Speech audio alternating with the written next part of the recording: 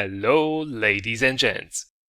It's tank review time once again, and the time has come to review one of the most notorious and infamous tank destroyers in the game, the legendary troll cannon, the ISU-152 with that unapologetic BL-10 gun.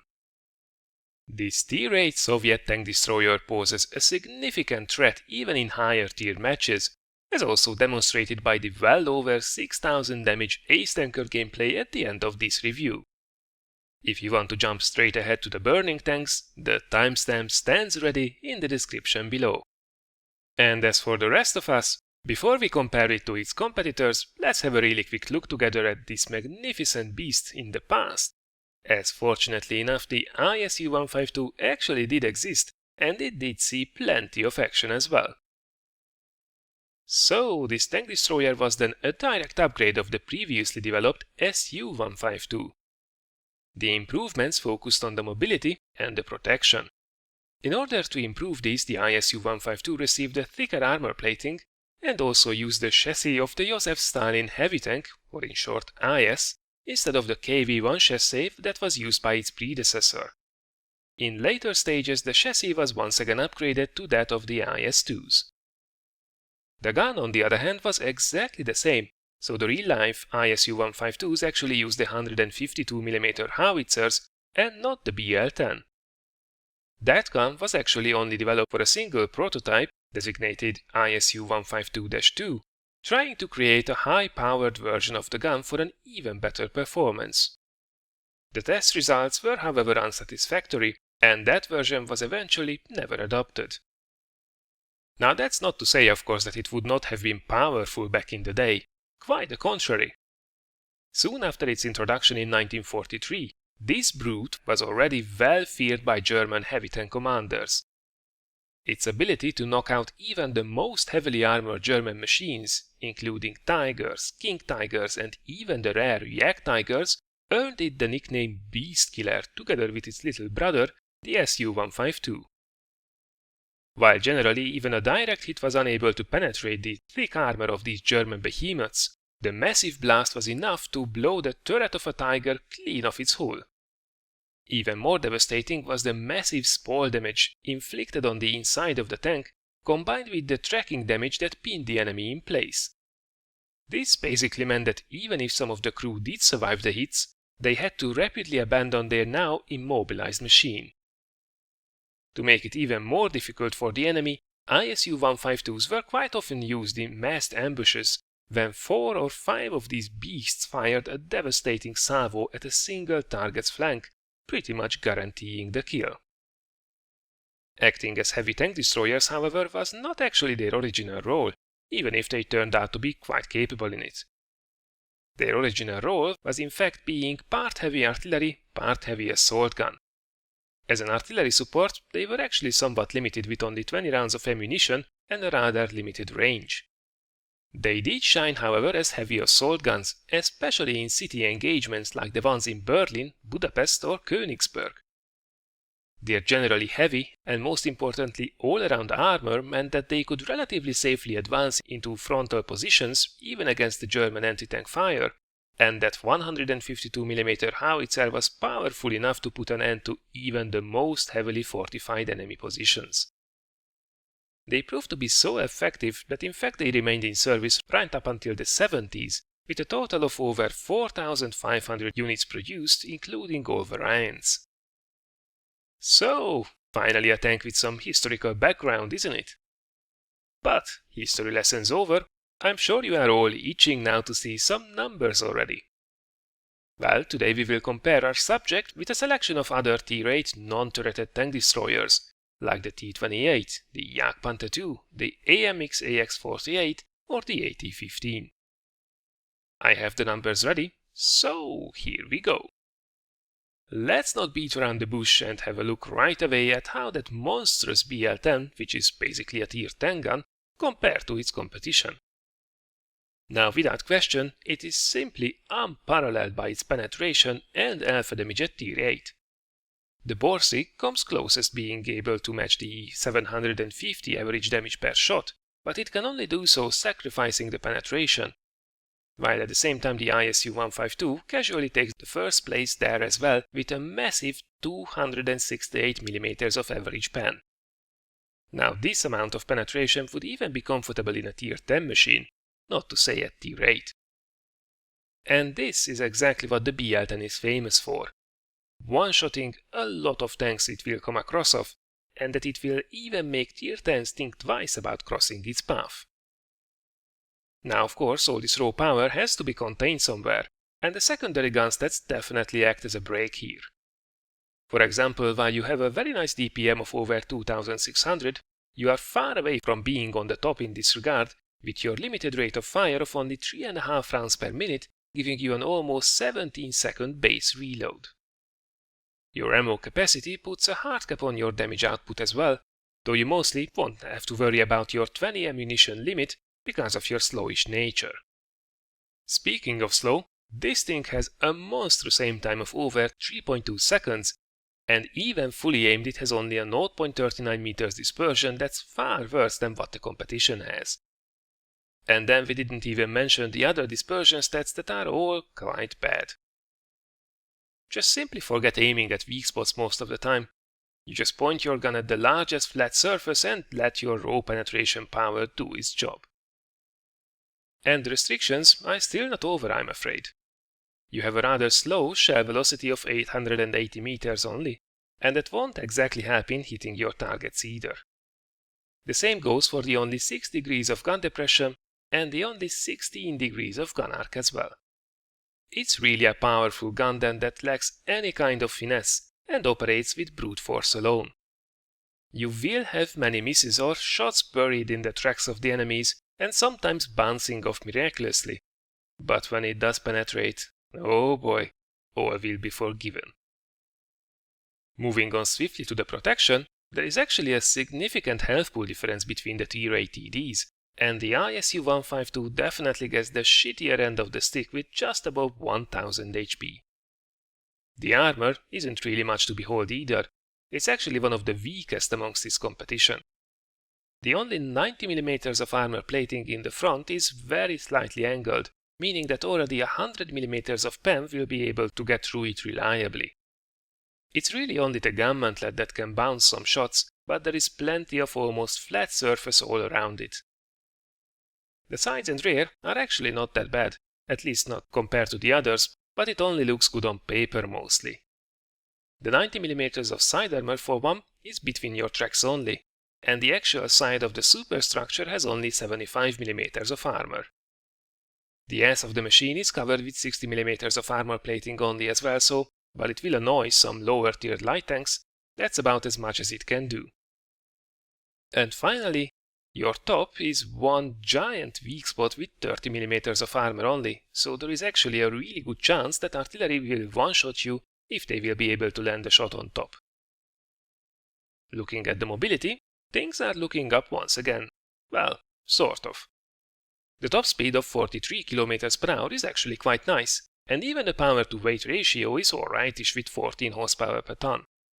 On top of all this, the terrain resistances are actually pretty stellar, so you might even call this thing mobile.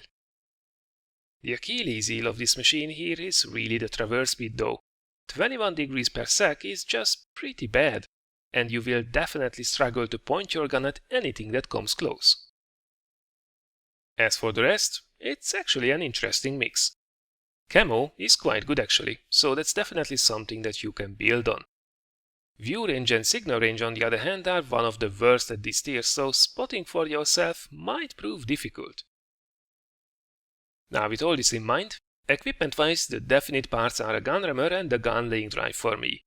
The third slot is a bit of a wild card though. Given the bad base U range of only 350 meters and the very slow traverse speed, and the good camo, I play this thing mostly as a support, and only went into assault gun mode at the end of the match. I was really relying on my team for spots, and so I opted for using vents to maximize my damage output. If you want to be less dependent on your team however, and also want to be more active, I could also see binoculars or optics work for you just fine. Crew skill wise, I would definitely prioritize camo over repairs once again due to my playstyle in it. As for the other priorities, Sixth sense and clutch breaking should be really high on your list. Alright then, so what do we have here? Well, to sum it up, a devastating but slow and sometimes rather clumsy gun, badish armor, low health, decent mobility but bad hull traverse, and finally, quite good camo. For me, this is definitely a backline support first, and assault gun only when the field has been thinned out already and all enemies are accounted for. If you allow someone to get near to you, you are dead meat. But if you play it smart in the end, it's extremely satisfying to roll up behind the remaining enemy tanks and blow them up one by one. Talking about satisfying feelings, I have here an ace tanker gameplay right away loaded for you with shitloads of damage, BL10 style. Check this out. Alright, so here we are riding the legendary throw cannon. This time around we gotten ourselves into an encounter match on good old Redshire. Now, the matchmaking is kinda interesting. First of all, there are a couple of tier 9s on both of the teams. But to be frank, I wouldn't actually mind having some tier 10s as well, cause, well, that only means for the BL10 that there is more HP on the enemy team that it can take away. Also, the positioning of the team is, well, kinda frightening in the beginning, cause the lemming train towards the east, it would be kinda alright if the enemy team would not have the medium tank advantage, so I was kinda expecting there a very heavy enemy push on the 1 and 2 lines, where most of our team will be pushing the 9 and 0 lines on the other side of the map. So we definitely will have to keep an eye on the map, not to get bum rushed right in the beginning. Now I have to say that this won't be one of the most mobile of matches, and well, Korean pattern, take it easy man. So this won't be one of the most mobile matches, and that's because this position right here is so damn powerful that if you have some spots on all those tanks approaching the typical heavy engagement zone, well, you can do massive amounts of damage while remaining relatively safe. Now that previously was a bounce from the back of the E-50's turret, lucky bastard, and then a complete miss on the Black Bulldog. It wasn't really a good shot, but then again it didn't even go close to where we aimed it, so I guess that's the BL10 for you. But we really shouldn't feel too sorry for ourselves, there are still plenty of targets here. That E-50 looks very good, and oh my god, look at that, 730 damage, which is actually slightly below average, if you would believe that. But what's that? T-rate medium tank on full health? Not anymore! And that was actually a low damage roll. This gun is just absolutely unforgiving, just tearing apart the same tier, well, and also higher tier opposition. We don't really have a good shot at the pershing. The Black Bulldog, however, that looks a little bit better, and we loop that shell in. Another low damage roll, but I mean, we can't really complain about close to 700 damage per shot, can we? Question is, can we two-shot the Pershing? Come on. Yes, we can. And there goes a T-rate medium tank back to the garage in just 2 shots. Now we have to say that basically we have been really lucky here. The lemming train did win the east, and that was never really a question. The good thing was, however, that we were not rushed on the west by the enemy mediums. Speaking about mediums, look at that snapshot. BL10 for the win, and this time around with a above average damage roll of 836 damage. And that T-44 was hit so badly that he just basically gives up the match. I don't know what he was doing, his tracks were already repaired, but he didn't really move, so I guess thank you for the extra kill. Now that's one tasty looking AMX CDC on the other side. Would be great to have a nice shot into him, and that was a really bad shot. So that's kinda unfortunate. You have to say that how annoying it is when you miss these shots. You have a really long reload, and your shots have just so much potential that when they miss, can be really frustrating. AMX coming up. Come on, one more shot please. Nah, won't happen. And he's on very low health anyway. We want to shoot juicier targets than that. Lucky for us, there are still plenty of enemies left on the on high health, which we can basically feast on. That said, there are some really dangerous opponents there, including an enemy ISU-152 and a tier 9 Skoda TE50. So let's play it a little bit more cautiously. Would be really a shame to throw this one away. We are already on 4000 damage.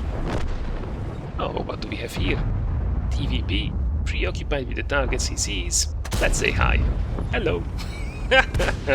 There goes your health. Absolutely crazy. Oh, but what do we have here? Hello, little lighting. Where do you think you're going? And back of the turret. Bang! There we go. 807 damage. Alright, we are taking actually some incoming fire, so let's not be overly confident. We really don't want to throw this one away. Ooh, and that's a tasty looking Löwe and another really bad shot. Talk about throwing away huge chunks of damage.